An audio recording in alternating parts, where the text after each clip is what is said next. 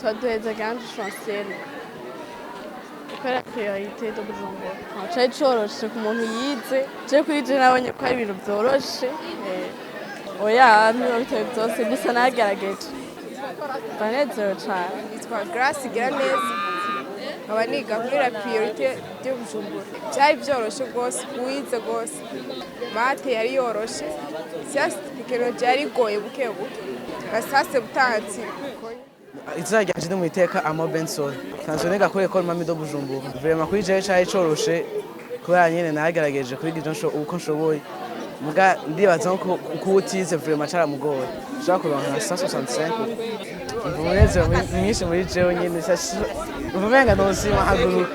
Akazina kanje nitwa Uwimana Lash, nsanzwe niga les bons samaritains.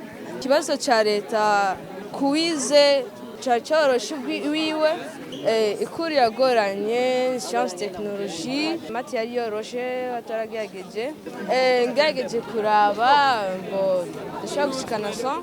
Jewe nitwa Nduwa Josiwe nkaba niganije kuri Stella Matuti. Ikibazo ukuntu cari kimeze ku muntu yize yarabitoye kandi kuwize mu ma pref type ntaco yahakuye kubera ko bazanye ibintu byo mu bitabo byinshi kandi bisaba kuba warasomye gusa. Science technology yatugoye ko tutari tuvyitega siko vyari bimeze. Ndaryohewe hama ni byiza kuba ndose opportunité nziza yo gukora concours kuko ariyo benshi batayironka.